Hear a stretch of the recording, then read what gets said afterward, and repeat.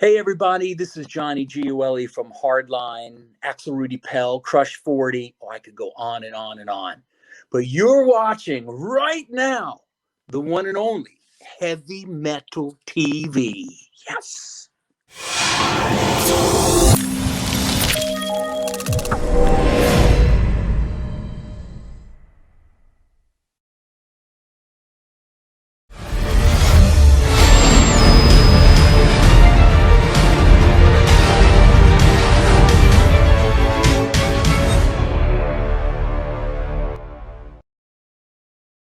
All right, it is Aftershocks right here on Aftershocks TV on Heavy Metal Television. And joining us today to talk about a brand new project called Grinder Blues is vocalist DuG Pinnick and, of course, Scot Bihlman of the Grinder Blues. Guys, how are you? Hey. Good to speak to you both, man. Guys, I'm going to be honest, I didn't even know there was a new project coming. I mean, obviously, anybody that's watching or listening is aware of DuG's work, but let's talk about Grinder Blues, man. How did this come to be, and when did you guys decide to put it together? Talk, Scott. All right, I'll talk. DuG and I have a mutual friend. I've known Ray Luzier for we actually went to Musicians Institute together, and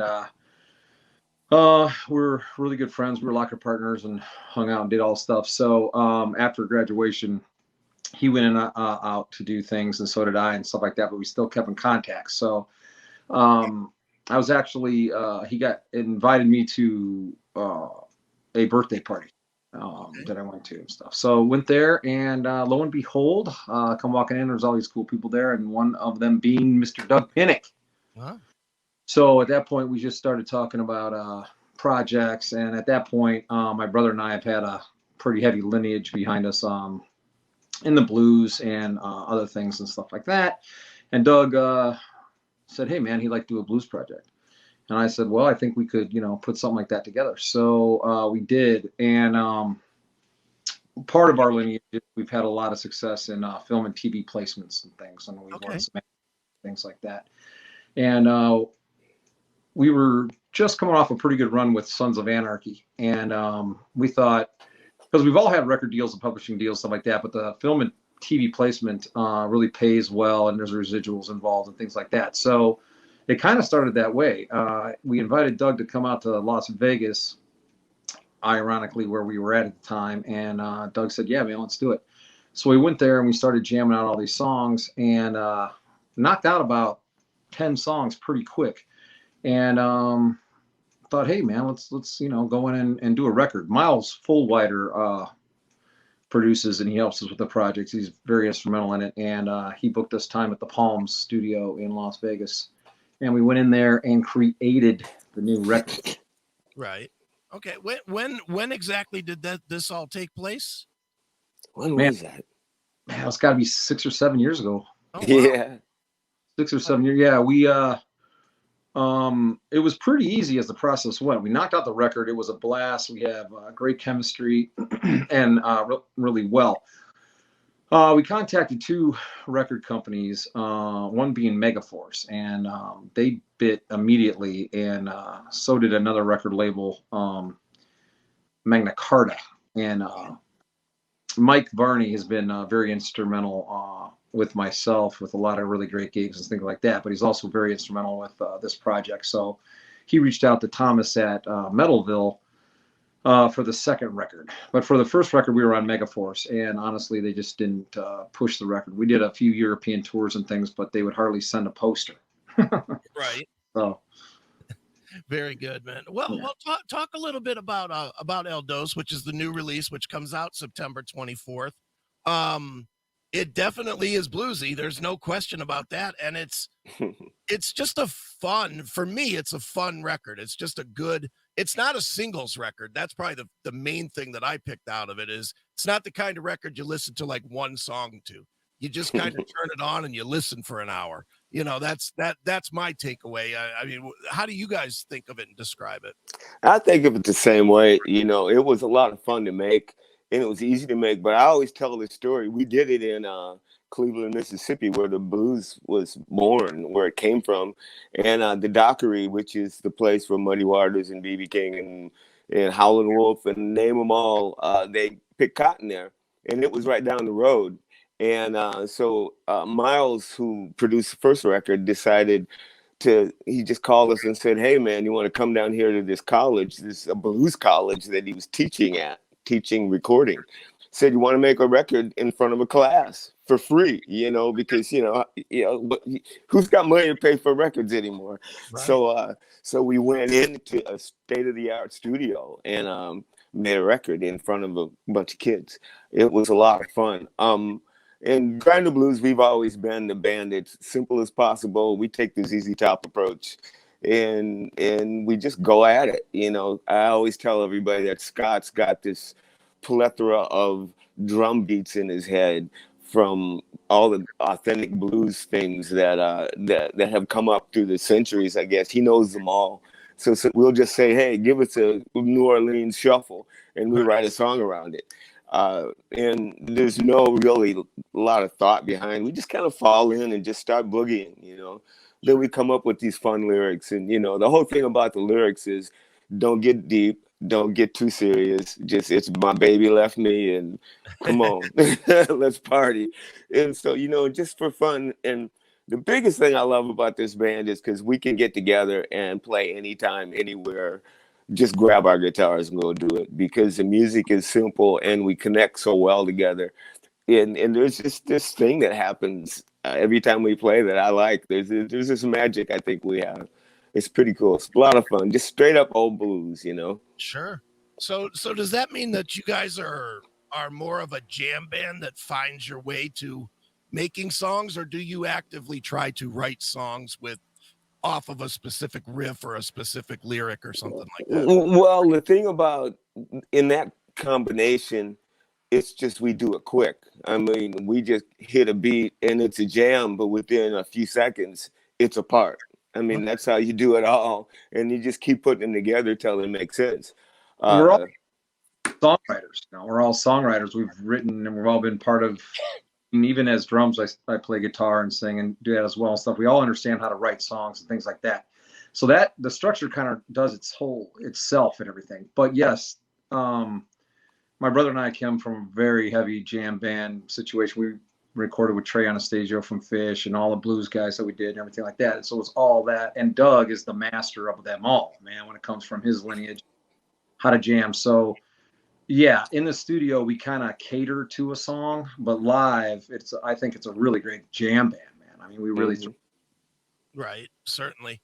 Now, DuG, I never in a million years thought I would say this, but you really have kind of established yourself now outside of King's X. You have this project, you've had other projects, you certainly have KXM, which has done very well for you. Did you ever think that you'd be able to have a career outside of King's X, especially after King's X hit? I don't think of those things at all, actually. With King's X is whenever someone wants to do a project with one of the guys in the band, we go for it, have fun. And we've always done that. From the after about 3 years into our first 3 records, at that point, we all started just to branch out. And I think it's a good thing. Most bands don't like it when their musicians do that, but with us, we bring more to the table and we learn a lot. It's sort of like going away to camp and learning about your marriage and then coming back to be a better husband. Nice. Nice. Well, Scott, the one song that really grabbed me on the record is what I think is the single, Gotta Get Me Some of That. Just because it crosses like blues and funk, and it has more than one element to it, which I thought was very cool. Who brought the funk to it, and what is the connection to the funk sound on this? Well, we all love funk, and we get with that. How'd that song start? I think it starts in that No, I mean, how did we start it? I only remember just little parts. The only thing I remember was when J-Bo started playing that funk stuff. we just kind of locked into this thing, and I felt like in my head, this sounds like 70s funk music. And when we got done with it, I thought, oh, okay. All I could hear was like an old 70s funk band doing a chant, Commodores or something, you know. But other than that, I can't remember how that song even came about, but only those two things. Well, a lot of it is, yeah, what Doug is saying, a lot of it is we just lay it down and go. It might have been maybe a funk groove that I was just laying down or whatever. Yeah. Gable got with it or whatever. But and parts I love it. Jabo just got with it. That's how we do it.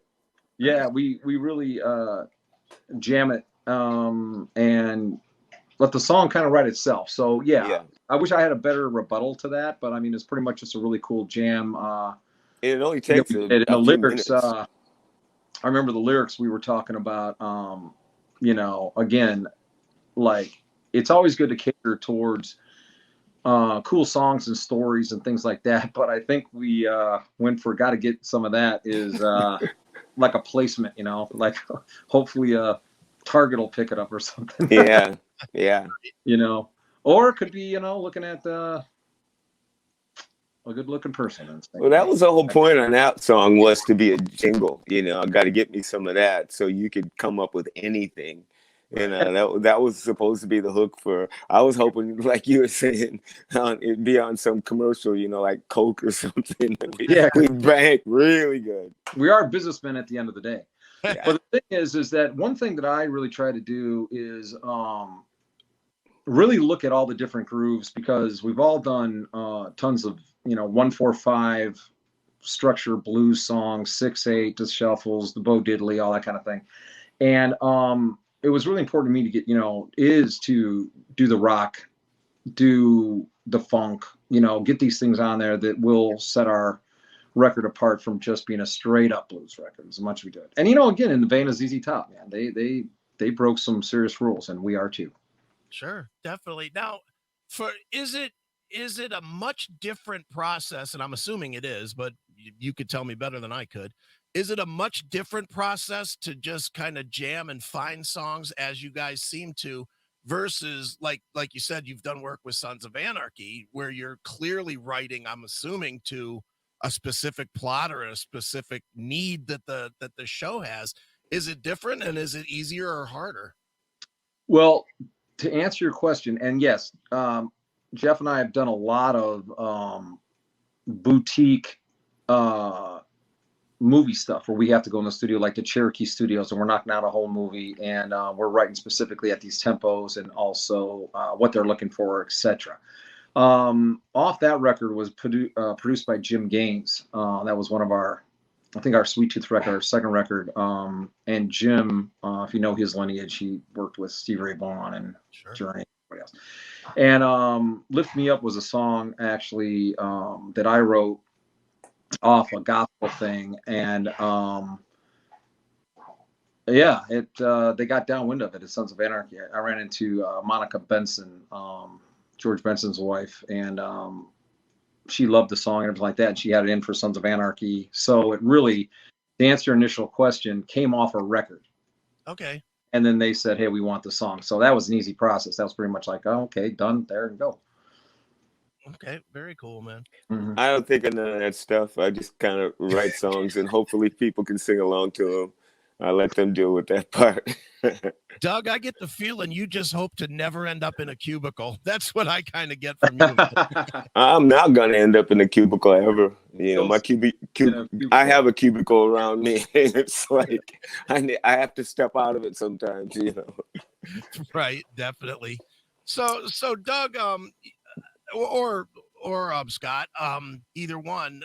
Certainly, I would imagine you'd like to play a show, some shows, a tour with this, and every one of us is very well aware of what's going on out there right now. And it's, you know, there's no telling if you can or you can't, and you know, what's going to happen. So have you even looked forward to potentially playing shows, or are you waiting to see how the world shakes out, or what does that look like?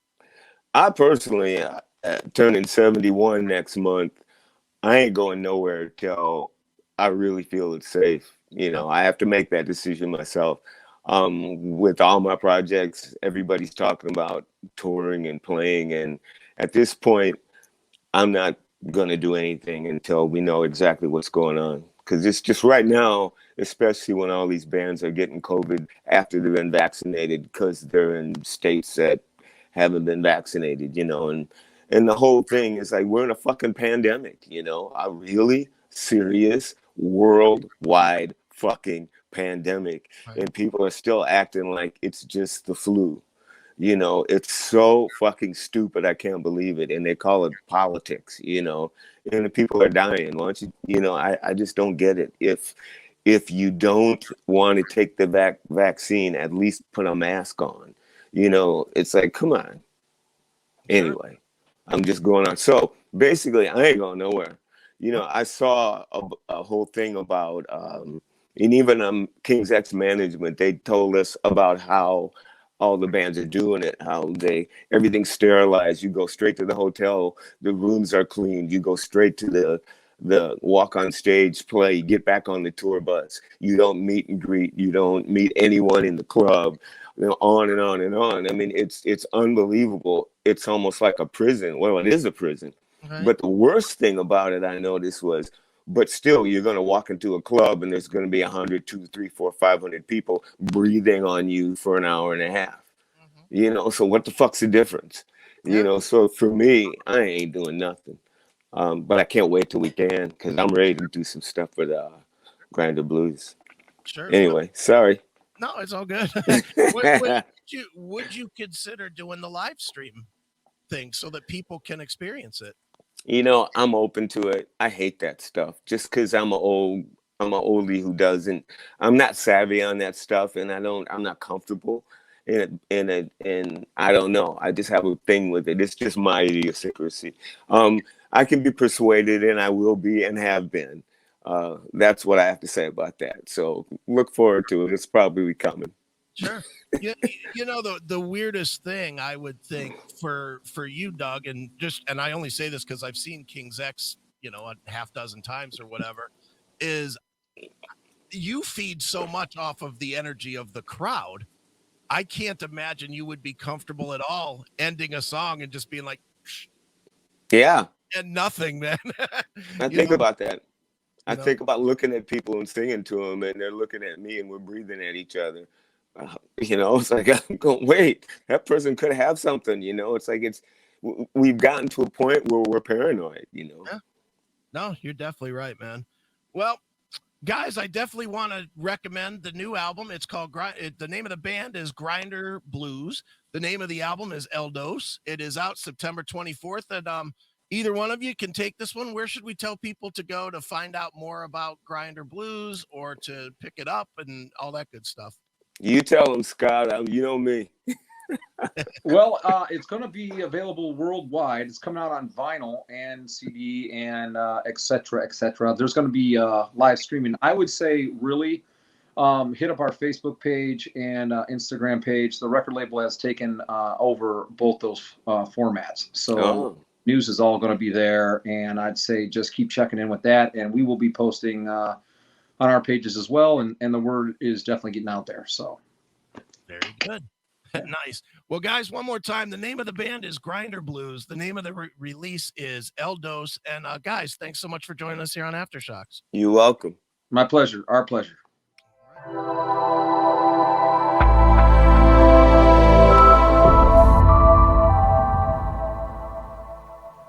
Hey, this is Mariah Formica from Plush, and you're watching Heavy Metal Television.